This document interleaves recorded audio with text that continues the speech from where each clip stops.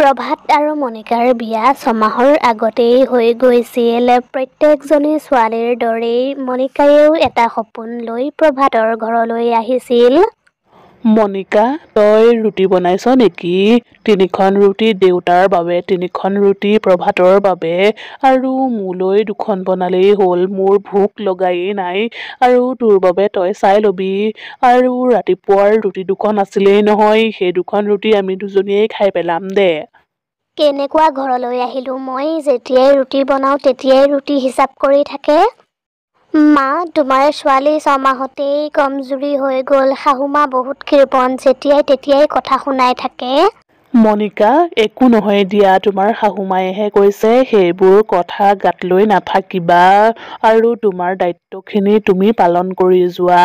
বেলেগকতো তুমি সলনি কৰিব নোৱাৰা, গতিকে তুমি নিজেই সলনি হোৱা।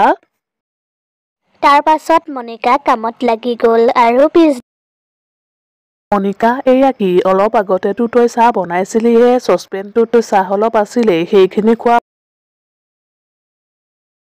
অলপ সময় থৈ দিলেই সোৱাদ নাইকিয়া হৈ যায়। মই লগে লগে বনোৱা। তেতিয়াহ'লে সেই চাহকণ মোকেই দে, পেলাই দিব নালাগে। মা, অকণমান চাহহে আছে, মই দেখোন চাহ বনাইছোৱেই, সেয়াকেই খাওক। নাই, নালাগে, সেই অকণমানেই হ'ব মোৰ। এনেকুৱা কৃপণ মই আগতে দেখা নাই দেই। নাই নাই মা, একো কোৱা নাই, মই গান এটাহে গুণগুণাইছিলোঁ। তাৰ পাছত মণিকায়ে শাহুৱেকক গান এটা গাই শুনালে আৰু তাৰ পাছত তাই পাকঘৰৰ পৰা ৰুমলৈ গুচি গ'ল। চাহখিনি এনেকৈ থৈ কলৈ যাৱ তই? মণিকা বাথৰুমলৈ গ'ল আৰু বমি কৰিবলৈ ধৰিলে। কিছু সময়ৰ পাছতেই তাই বাথৰুমৰ পৰা ওলাই আহিল। চাহ উতলি উতলি শুকাই গ'ল, কলৈ গৈছিলি তই? মা, মোৰ গাটো ভাল লগা নাই, বমি হৈছে। তোৰ চাগে গেছ হৈছে, সেইকাৰণে। কিন্তু মা, গেছ হ'বলগীয়া বস্তু মই। মণিকা ৰুমলৈ আহিলে আৰু মাকলৈ ফোন কৰিলে। মা, মই এতিয়া কি কৰোঁ তুমিয়েই কোৱাচোন। আৰু এদিন ৰৈ চোৱাচোন, নহ'লে তুমি কাম এটা কৰিবা, প্ৰভাতক কৈ প্ৰেগনেন্সি কিট এটা অনোৱাই। ঠিক আছে মা, কালিলৈকে চাওঁচোন। মণিকাৰ শৰীৰটো কমজুৰি হ'বলৈ ধৰিলে আৰু তেতিয়া। মণিকা, ভাত আৰু দালিখিনি নাখাৱই যদি কিয় বনাইছিলি? প্ৰভাতেতো ৰাতিপুৱাই টিফিন লৈ ওলাই গ'ল, এতিয়া সেই ভাত আৰু দালিখিনি কোনে খাব? মা, মোৰ গাটো ভাল লগা নাই, অলপ পাছত খাম। ৰাতি আৰু একো বনাব নালাগে, এইখিনিকেই খালেই হ'ল। তাৰ পাছত শাহুৱেক ৰুমলৈ গুচি গ'ল। মণিকা, তই আকৌ কি বনাবলৈ যোগাৰ কৰিছ? দিনৰ দালি ভাতখিনি আছিলেই দেখোন।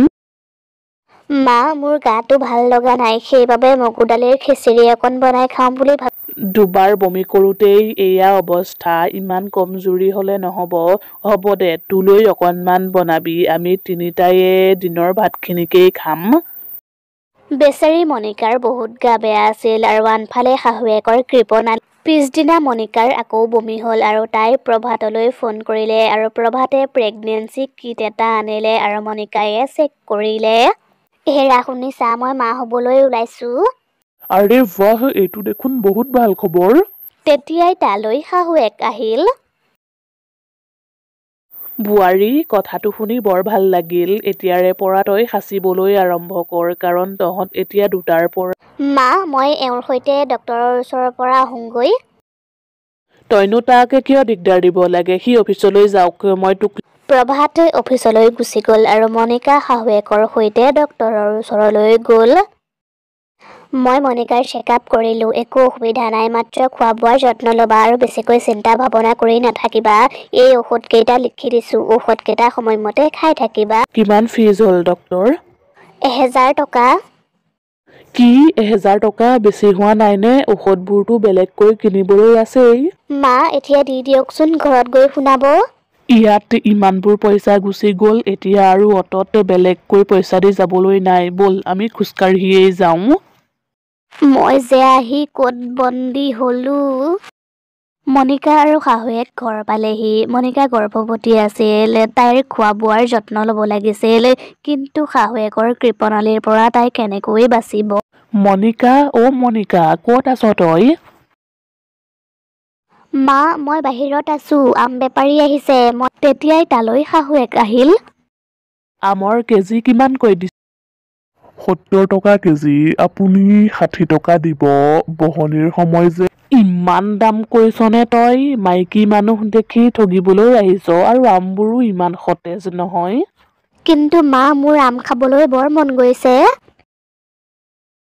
মনিকাৰ কথা শুনি শাহুৱেকে আম বেপাৰীটোক 10 টকা এটা দিলে আৰু আম এটা। ইমান কৃপণ নে এটাহে আম লয়? তেতিয়াহ'লে গোটেই ঠেলাখনেই কিনি লওঁ। তই এটা আম ফ্ৰীকৈ দেচোন, চাওঁচোন বাৰু। মনিকা খঙত ৰুমলৈ গুচি গ'ল আৰু মাকলৈ ফোন কৰি কথাবোৰ ক'লে। চোৱাচোন মা, শাহু মায়ে ইমান কৃপণালি কৰে, মোৰ আম খাবলৈ ইমান মন গৈ আছিল। সেইদিনা সন্ধিয়া মনিকাৰ শহুৰেকে মনিকালৈ কিবা কিবি আনিছিল। এইখিনি লোৱাচোন, ভালদৰে থৈ দিয়াগৈ, মনিকাৰ বাবে আনিছো। তাই এতিয়া এইবোৰ খোৱাটো স্বাস্থ্যৰ কাৰণে ভাল। আপুনিও যে কিছুমান কাম কৰে আৰু অলপ বস্তু অনা হ'লেই হয়, ইমানবোৰ খৰচ কিয় কৰিব লাগেনো? শাহুৱেকে সেই বস্তুবোৰ পাকঘৰলৈ নি লুকুৱাই থলেগৈ। ইমান দামী কাজু আৰু বাদামখিনি খাবলৈ দিম নেকি? ঘিউখিনি আধা উলিয়াই থওঁ আৰু বাকীখিনি লুকুৱাই থৈ দিওঁ। মনিকায়ে একো কৰিব পৰা নাছিল। তাই মাককো কথাবোৰ ভালকৈ ক'ব নোৱাৰে আৰু তেনেকৈয়ে এদিন, মা, মোৰ হাত ভৰিবোৰত জোৰ নাইকিয়া হৈছে, মই ডক্তৰক দেখুৱাই আহোঁ নেকি? ইমান সৰু কথাত ডক্তৰৰ ওচৰলৈ কিয় যাব লাগে? এনেকুৱা অৱস্থাত এইবোৰ হৈয়েই থাকে। শাহুৱেকে মানা কৰাৰ বাবে মনিকা ডক্তৰৰ ওচৰলৈ নগ'ল আৰু তেনেকৈয়ে এদিন সন্ধিয়া পৰত। মনিকা, কি হৈছে তোমাৰ? উঠাচোন, উঠা। মা, দেউতা। তাইক বিচনাত শুৱাই দেচোন আৰু পানীৰ ছিটিকনি দুটামান তাইৰ চকুলৈ মাৰি দে, তাই চকু মেলিব তেতিয়া। মনিকায়ে চকু নেমেলিলে আৰু তেতিয়াই লগেই তাইক হস্পিতাললৈ লৈ গ'ল।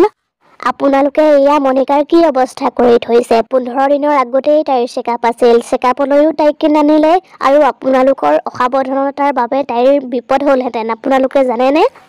মা, তাইৰ যে চেকআপ আছিল, তুমি জানিছিলানে? কথাটো শুনি মাকে বৰ ভয় খালে। তোমাৰ লাজ লগা নাই? বোৱাৰীৰ এনেকুৱা অৱস্থাত কৃপণালি কৰিবলৈ তাই তোমাক মা বুলি মাতে। তাই নিজৰ ঘৰখন এৰি আহি আমাৰ ঘৰখন নিজৰ বুলি আঁকোৱালি লৈছে। কেনেবাকৈ বোৱাৰীৰ সন্তানটোৰ কিবা এটা হ'লে তুমি গোটেই জীৱন পস্তাই থাকিব লাগিব। মই আৰু মনিকা থকাৰ বাবে যদি তোমাৰ অসুবিধা হৈছে, তেতিয়াহ'লে ঠিক আছে। মোৰ সন্তানটি ভালে কুশলে এই পৃথিৱীলৈ আহক, তাৰ পাছত আমি ঘৰ এৰি গুচি যাম। নাই, তই মোৰ লগত এনেকুৱা নকৰিবি। আপুনিও মোক ক্ষমা কৰি দিয়ক। মই বোৱাৰীৰ লগত বহুত কৃপণালি কৰিলোঁ। মই এনেকুৱা এগৰাকী মাক, যিগৰাকী মাকে নিজৰ বোৱাৰীজনীক মৃত্যুৰ মুখলৈ ঠেলি দিলোঁ। হে ভগৱান, আপুনিও মোক ক্ষমা কৰি দিয়ক। তেতিয়াই তালৈ ডক্তৰণীগৰাকী আহিল। মনিকাৰ ল'ৰা এটা জন্ম হৈছে, দুয়োজন এতিয়া ঠিকেই আছে। কথাটো শুনি সকলোবোৰ বহুত সুখী হ'ল। কিছুদিনৰ পাছত প্ৰভাতে মনিকাক সেইখন ঘৰ এৰি ক'ৰবালৈ যাওঁগৈ বুলি। নাই, মই মাক এৰি থৈ কলৈকো নাযাওঁ, সেইগৰাকী মোৰ মা হয়। শাহুৱেকে কথাবোৰ শুনিলে। মনিকা, তই মোক ক্ষমা কৰি দে, মই তোৰ লগত বহুত বেয়া কৰিলোঁ। মা, আপুনি মোক ক্ষমা খুজিব নালাগে, মোক আশীৰ্বাদহে দিয়ক। সেইদিনাৰ পৰাই শাহুৱেকে কৃপণালি এৰিলে আৰু সকলোবোৰ মিলা প্ৰীতিৰে থাকিবলৈ ল'লে।